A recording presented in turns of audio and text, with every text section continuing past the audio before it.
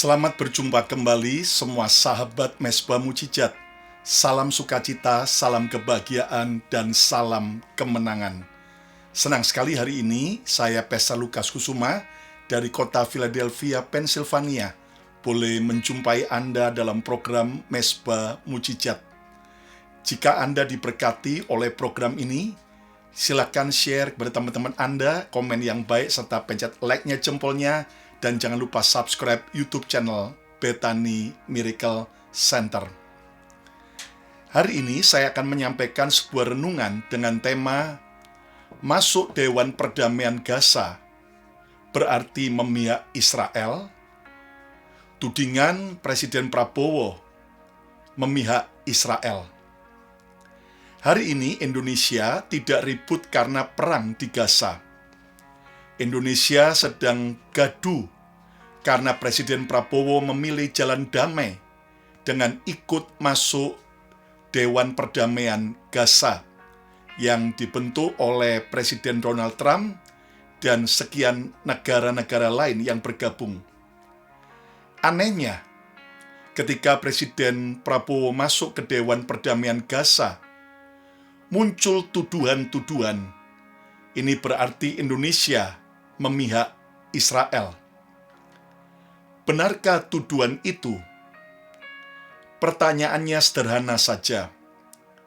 Apakah berniat mencegah pembunuhan sama dengan memihak sang pembunuh?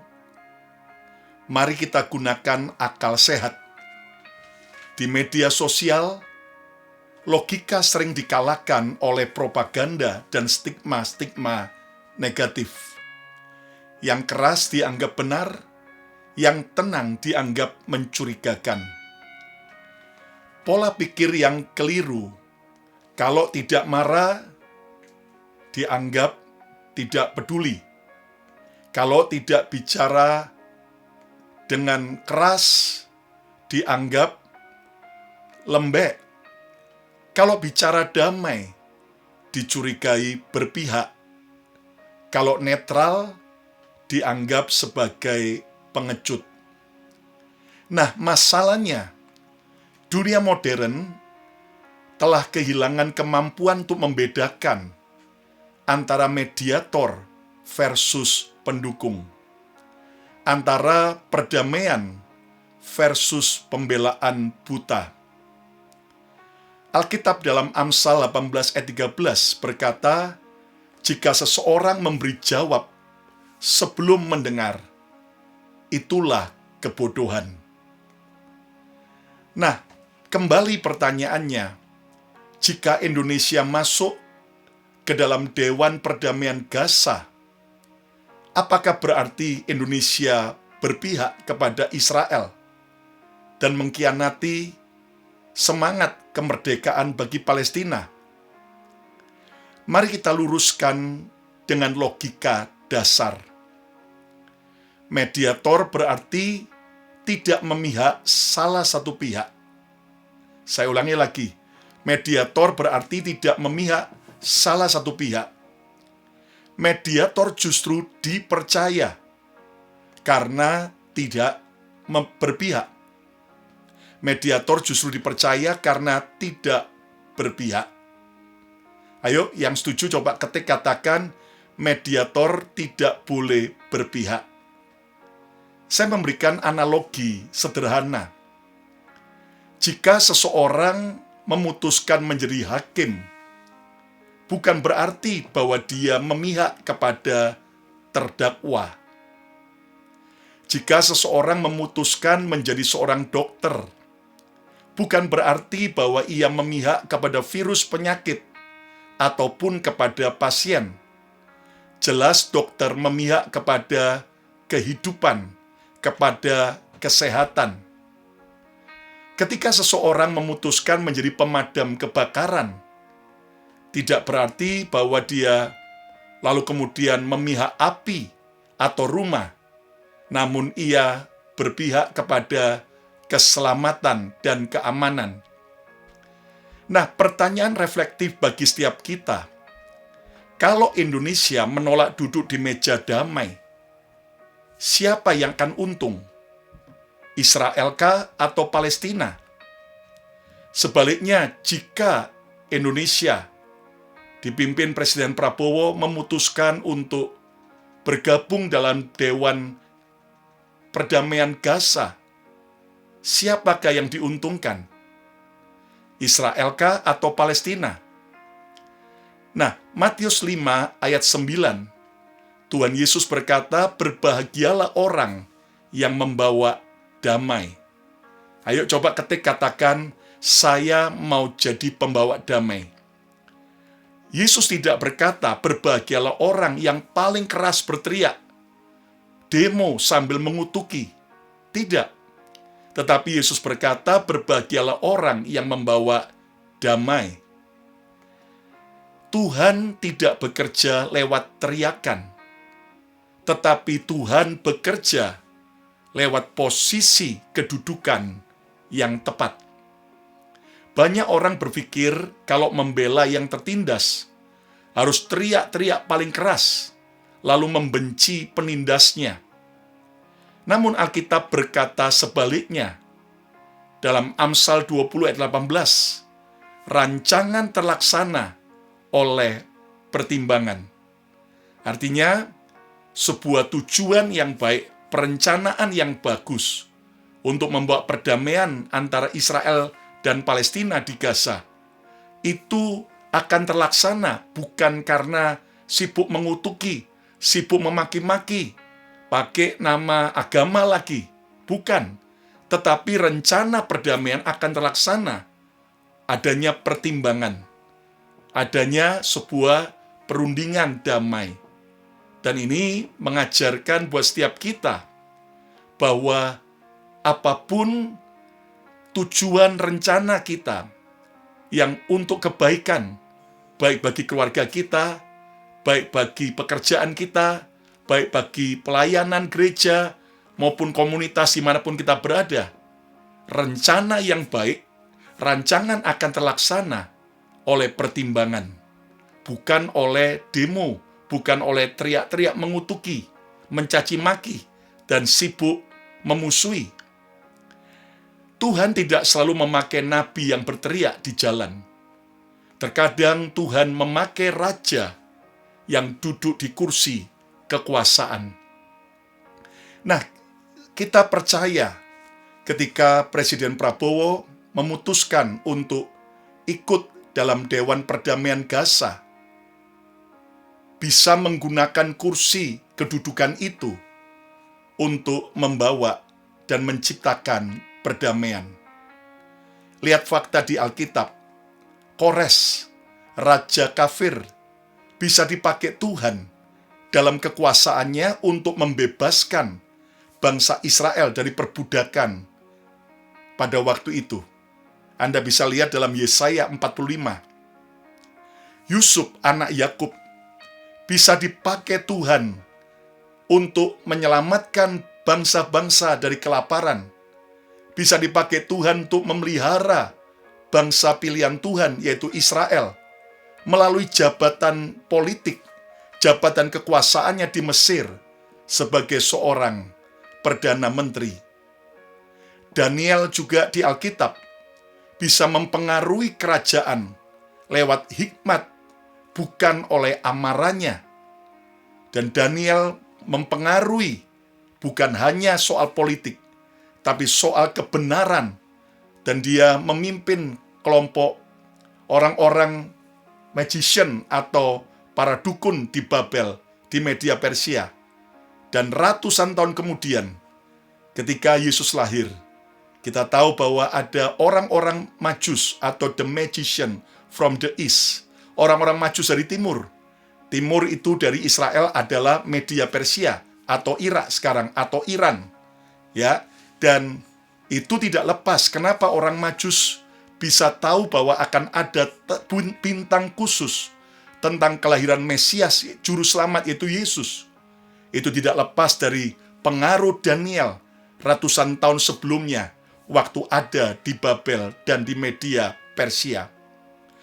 Tuhan bisa bekerja lewat posisi, kedudukan, jabatan, bukan hanya oleh doa maupun spiritualitas. Nah, pertanyaan, apakah benar-benar Pak Prabowo mendukung Israel? Setelah pernyataan beliau, semua pihak harus menjamin keamanan Israel. Ini adalah bagian yang paling sensitif dan harus diluruskan secara dewasa menggunakan akal sehat dan bukti-bukti sejarah. Salah faham yang beredar kalau berbicara keamanan Israel, oh itu berarti mengkhianati Palestina, oh itu berarti mendukung Israel. Bro and sis, jika kita lihat dari sejarah, kenapa perlu sekali menciptakan perdamaian Israel-Palestina dimulai dari memastikan bahwa Israel bisa aman? Karena selama ini kalau kita belajar dari setiap perang-perang antara Israel dan para lawan-lawannya sejak merdeka 1948, lihat data sejarah, Israel tidak pernah menyerang lebih dulu, tetapi Israel diserang lebih dulu oleh negara-negara yang memusuhinya. Bahkan kita ingat bagaimana peristiwa beberapa tahun yang lalu ketika akhirnya Hamas secara brutal menyerang dalam serangan ke Israel yang membuat perang Gaza dilululantakkan. Jadi, kalau berbicara keamanan Israel, bukan berarti mengkhianati Palestina.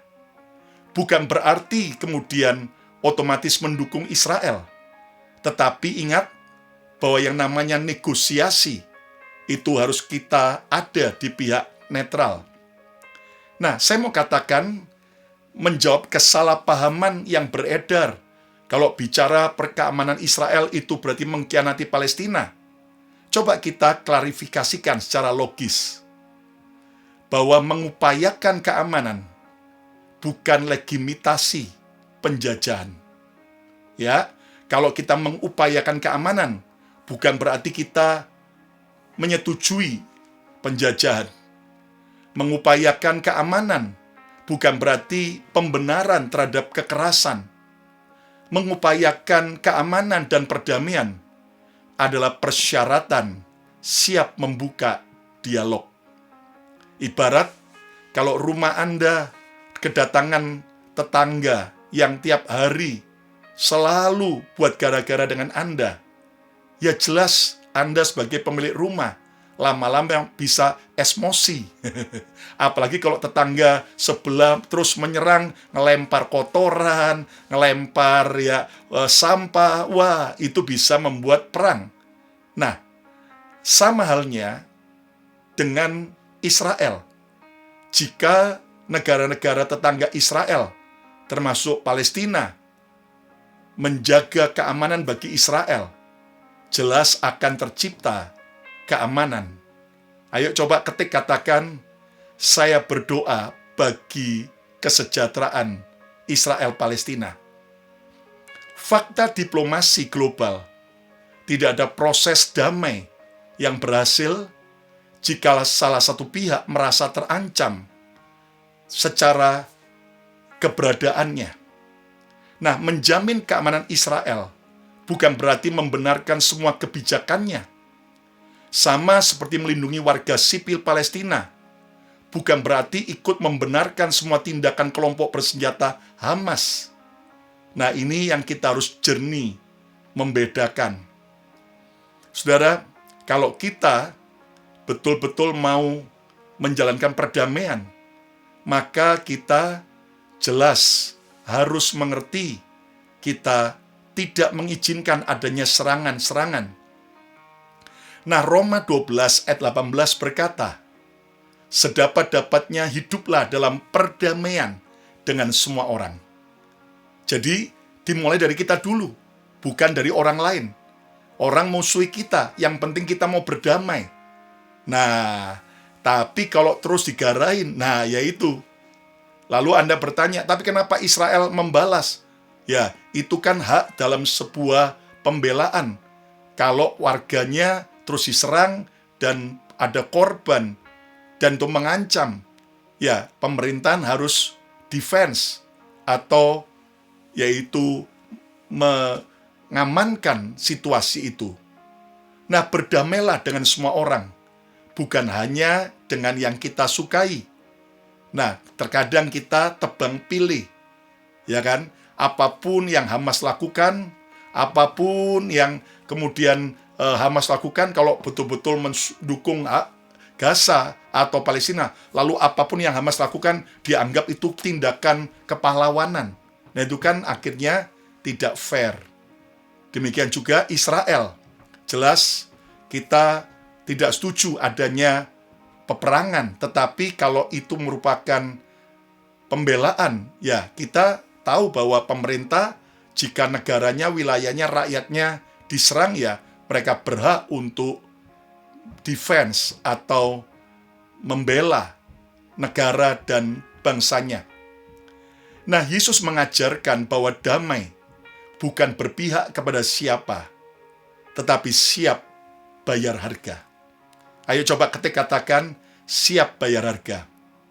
Lihat bagaimana 2000 tahun yang lalu, Tuhan Yesus tidak memihak kerajaan Roma.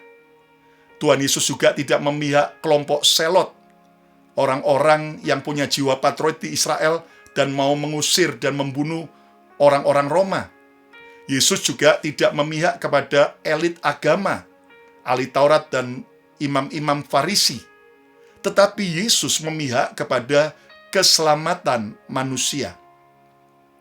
Efesus 2 ayat 14 berkata, Ia, Yesus adalah damai sejahtera bagi kita, yang mempersatukan dua pihak. Damai sejati seringkali disalahpahami, seringkali dituduh, bahkan selalu mahal harganya. Jadi jika Presiden Prabowo memutuskan untuk bergabung dalam Dewan Perdamaian Gaza, lalu kemudian ada yang memusuhi, bahkan mengata-ngatain, membuli, jelas kita tahu bahwa itu salah satu konsekuensi bagi sebuah niat perdamaian. Yesaya 53 ayat yang ketiga, Ia, Yesus dihindari, dihina dan dihindari orang.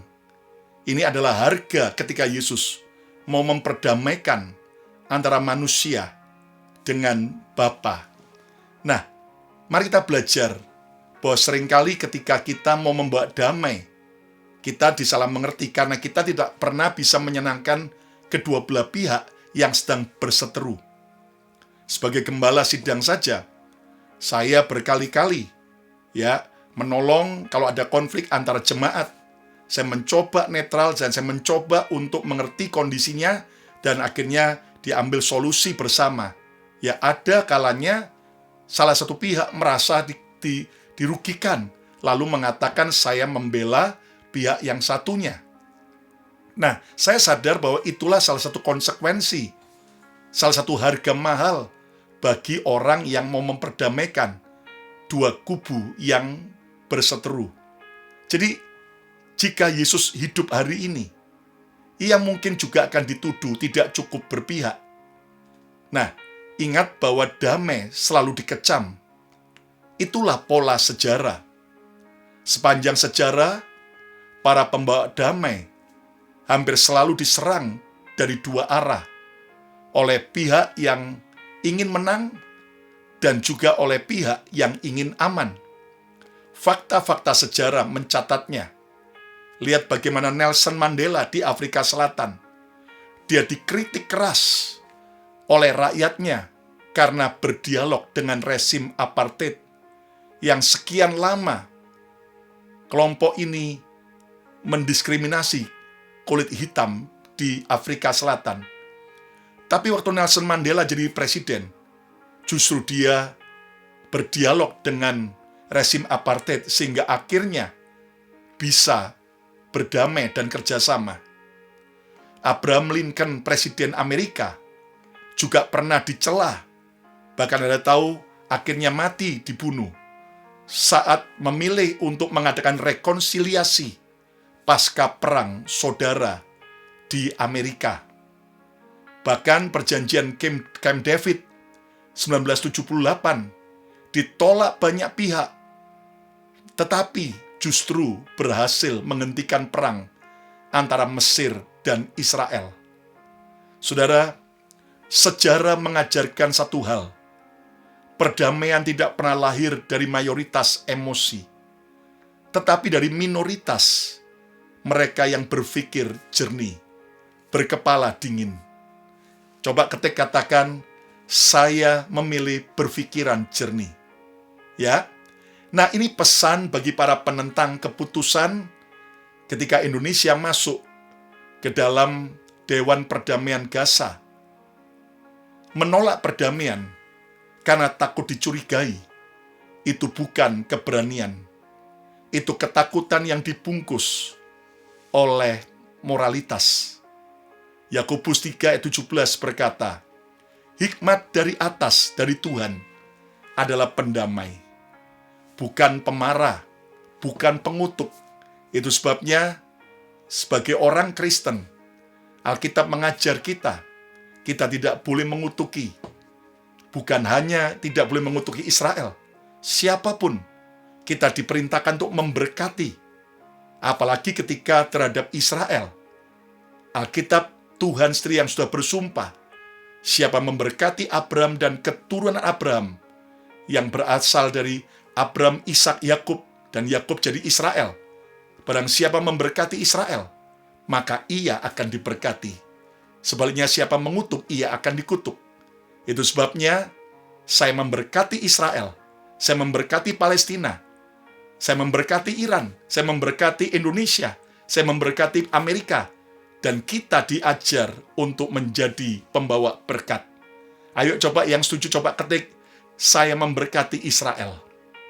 Dan hari ini, saudaraku, keputusan Presiden Prabowo masuk ke dalam Dewan Perdamaian Gaza merupakan keputusan yang tepat. Perdamaian selalu tampak berbahaya bagi mereka yang menyukai konflik. Bangsa yang dewasa tidak hanya berani bersuara, tidak hanya berani mengutuk, tetapi berani bertanggung jawab untuk memulai sebuah perdamaian.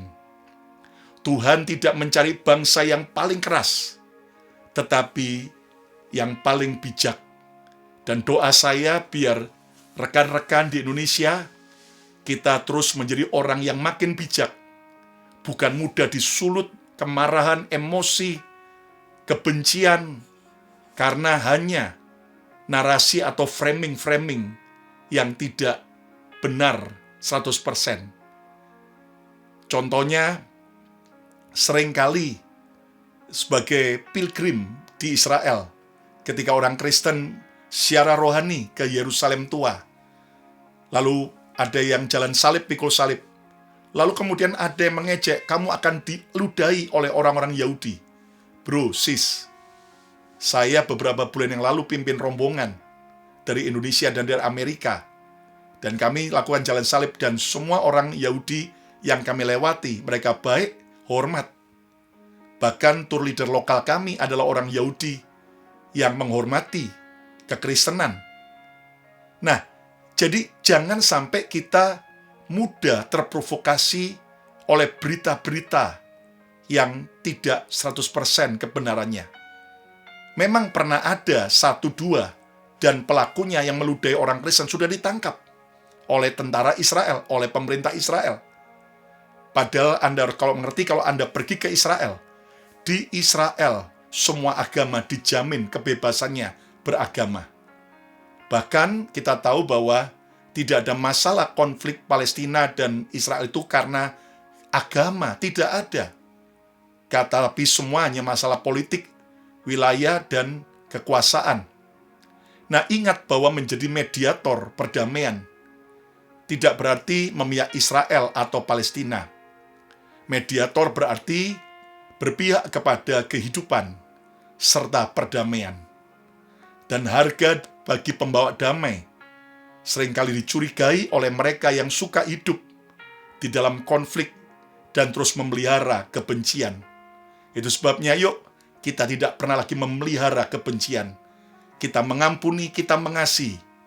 Yesus disalib bukan karena memihak, tetapi karena ia menolak membenci, tetapi memilih untuk mengasihi. Ayo yang setuju coba ketik, katakan saya memilih untuk mengasihi. Kalau Anda tidak setuju dengan keputusan Presiden Prabowo masuk ke Dewan Perdamaian Gaza, silakan, itu pilihan Anda. Tetapi mari kita tidak kehilangan akal sehat dan jangan kehilangan kerukunan bersama sebagai anak bangsa Indonesia. Yang mau coba ketik, katakan rukun, adem, itu indah. Amin. Rukun, adem, itu indah. Siapa hari ini mau berkata, saya mau menjadi pembawa damai. Saya mau terus berdoa memberkati Israel dan Palestina. Yang mau, mari angkat tangan saudara, kita berdoa. Terima kasih Tuhan Yesus buat kebenaran yang kami belajar dalam semua kesalahpahaman maupun juga kegaduhan yang sedang terjadi. Hamba berdoa, berkati Presiden Prabowo dan juga semua menteri, biar Indonesia kembali boleh dipulihkan dan tidak dikutuk tapi diberkati Tuhan. Dan kami berdoa biar Tuhan Indonesia dipulihkan baik secara ekonomi, dan mulai hari ini kami berdoa bagi kesejahteraan Indonesia. Kami juga berdoa bagi semua sahabat Mesbah Mujizat yang menyaksikan program ini. Kalau di antara kami yang masih penuh kebencian, kepahitan, permusuhan, kami mau lepaskan pengampunan. Sebab kami diajar bukan penyimpan kebencian, tapi pembawa damai sejahtera. Dan Raja Damai itu adalah Tuhan Yesus. Dan hari ini kami mau buka hati, terima Yesus sebagai Tuhan dan Raja kami. Sebagai Raja Damai yang mengubah kebencian kami menjadi pengampunan dan kasih. Berkati Amerika, berkati Palestina, Israel, berkati Tuhan untuk Timur Tengah, bangsa-bangsa, dimanapun kami berada. Berkat Tuhan menyertai, di dalam nama Tuhan Yesus. Semua kita berkata, amin, amin, amin. Ayo coba ketik, katakan, saya memilih perdamaian. Ya, jika Anda diberkati oleh program Mesbah Mujizat, jangan lupa Anda share kepada teman-teman Anda, dan komen yang baik, pencet like-nya, jempolnya, subscribe YouTube channel Bethany Miracle Center. Jangan lupa follow Instagram saya Lukas Kusuma, Instagram Bethany Miracle Center. Di Facebook juga ada Bethany Church, dan juga ada Bethany Miracle Center. Dan program Mesbah Mujizat hadir tiap hari Selasa dan Jumat, jam 7.30 malam waktu Jakarta. Tetapi di hari yang lain, setiap malam, jam 7.30 malam, program YouTube channel Bethany Miracle Center juga hadir. Ada pujian, ada khotbah, renungan firman, dan hari Minggu ada 2 kali ibadah secara live dari BMC Philadelphia. Doa saya, biar kita terus mendukung keputusan membawa perdamaian bagi bangsa-bangsa. Saya Pastor Lukas Kusuma dari kota Philadelphia, Pennsylvania, Amerika, mengucapkan sarangi. God bless you all. Sampai berjumpa kembali.